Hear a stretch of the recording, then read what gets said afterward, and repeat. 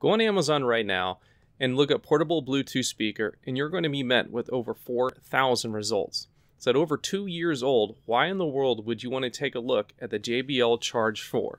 Well, in today's video, we're going to take a look at a long-term review of this product and find out what exactly makes this a worthy purchase in 2021. So let's charge up, power up, and let's take a look at the JBL Charge 4. Hi, I'm Matt. This is the Ohm Audio channel, and today we are doing a long-term review of the JBL Charge 4 portable Bluetooth speaker. Now, I've had this particular speaker for well over a year now, and really have put this thing through its paces using all kinds of different environments and use cases. And coming in at a street price right now of about $130, this certainly does not come in as the cheapest speaker on the market, but certainly not the most expensive. With a weight of just over 2 pounds, and a very portable size that can be easily fit into a purse, backpack, or satchel, the JBL Charge 4 really sets itself to be an easy to use, easy to live with portable type of a speaker. Now, JBL claims this product to have a battery life about 20 hours, and in all my use cases, I found that to be a very accurate battery life. Unless, of course, I was plugging into the charging port to charge a device such as my phone or tablet when playing music through the Bluetooth speaker. Also, this is given an IPX7 waterproof rating. So an IPX7 allows us full immersion up to 1 meter, about 3 feet of water. For the test time is 30 minutes. So using this poolside at a beach, maybe in a shower room or something, you certainly don't have to worry about this product getting wet, given as long as the charging port door is closed. I don't believe that rating is with the charging port door open, so that is a consideration. Now, as far as connectivity is concerned, this speaker uses Bluetooth 4.2, and I had no issues connecting this either to my iPhone, iPad, Android tablet, or even laptop when streaming a movie through an external projector. Also, you do get a headphone jack on the rear port of the Bluetooth speaker, so that way if you wanted to hard connect into the speaker without Bluetooth, you're certainly able to do that. Obviously, you can't connect a turntable for this because there is no phono station built into it, but I don't see many people connecting a record player to a portable Bluetooth speaker.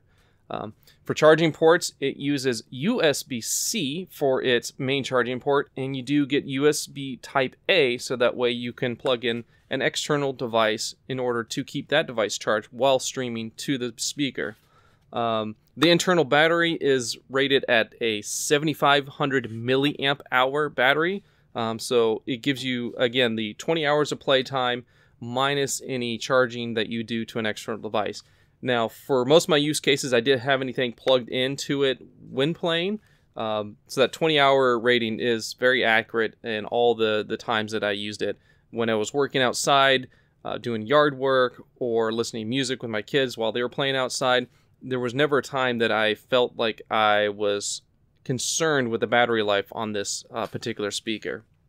They do rate the speaker at 30 watts total output, and that gives you plenty of volume for most use cases. If you're working inside a house, maybe you're inside your garage, working in a shed, working around the yard, it's going to have enough volume to overcome any ambient noises in there. It's certainly not going to be loud enough for an outdoor party type of environment. And when we take a look at the measurements, yes, we are doing measurements on a Bluetooth speaker. We'll see why that you're not going to be able to use this outside for a big party type of environment. Now, the JBL Connect feature on this, you can daisy chain multiple of these devices together in order to increase your sound output, or even set up 2 of these as a left and right pair for a stereo setup, which is a nice feature, but I did not get an opportunity to test that out as I don't have another type of another JBL portable product in order to test that JBL Connect feature. Another one of the kind of unique features to this particular speaker is that they are using dual side-firing passive radiators in order to give a little bit better bass extension in this compact size.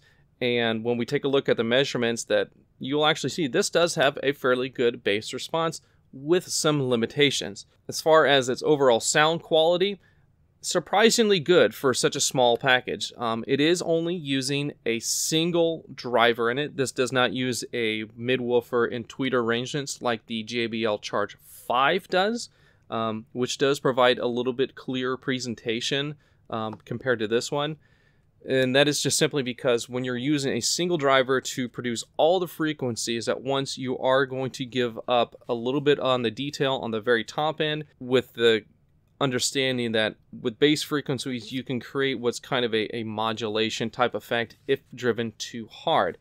Now JBL actually does a little bit of creative work with their DSP in here to keep that speaker from being overdriven and distorting badly, but it does happen when driven at its absolute maximum with some reasonable expectations.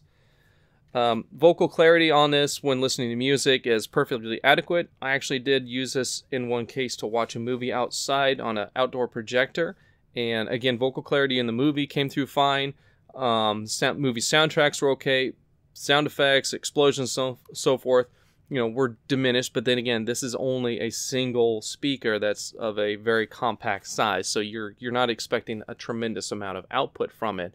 Things like cymbals, synthesizers that are in the upper frequency range are a little diminished just because you don't have that tweeter in there to really take over the load of the high frequency response. It's there, it's just, a little recessed. And speaking of measurements, let's go ahead and take a look at some of those measurements, because I think there are a few interesting things to point out.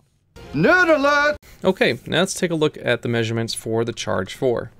Now this first response is what is called a gated response. In this case, we take the measurement and then gate out any kind of reflections you might get from the floor or any nearby flat surfaces. In this case, we give ourselves a 9 millisecond window, which allows us a resolution of about 100 Hertz.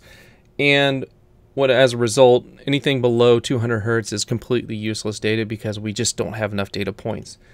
But taking a look at the response, you'll see that for the most part, it's pretty good, fairly flat, except for the deviations above 4 kilohertz, where you start seeing some breakup modes in the cone, and that's just the disadvantage of having a single driver versus a woofer and a tweeter type of arrangement.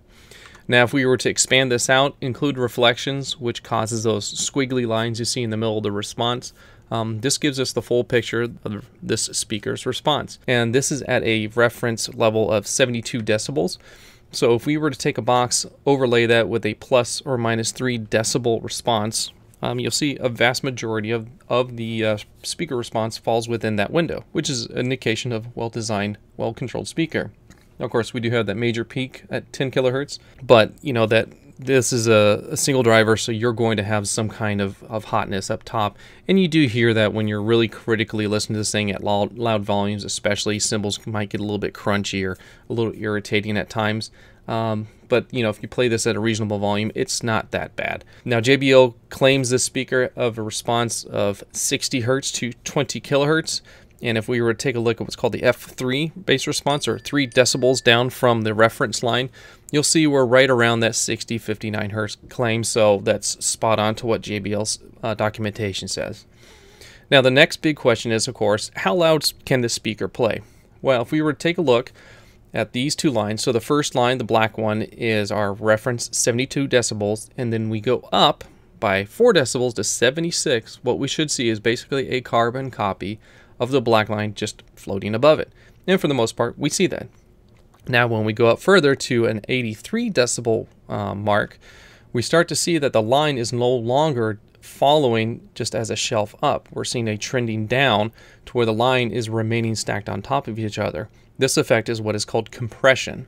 So regardless of how much volume you ask from the speaker in this bass region, it's simply not going to produce any more volume because of 2 reasons. One is to keep down on distortion, so you don't get that modulation effect in the voice where it sounds like they're gargling water because that woofer is working so hard that it can't produce the mid and treble region.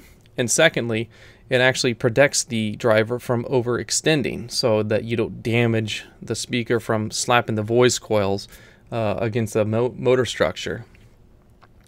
Then if we go for broke and go for its absolute maximum output, we get up to about 90 decibels with a 1 meter measurement. And again, you're just seeing more of that compression starting as early as 500 hertz on down to our 60 hertz claim response. Another way that we can take a look at this as far as the compression is in our next graph.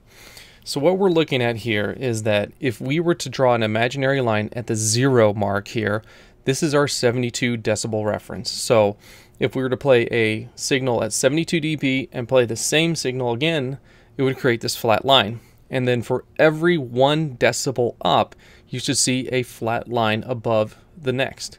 And then going up to our maximum output of 90 decibels, which is 18 above 72.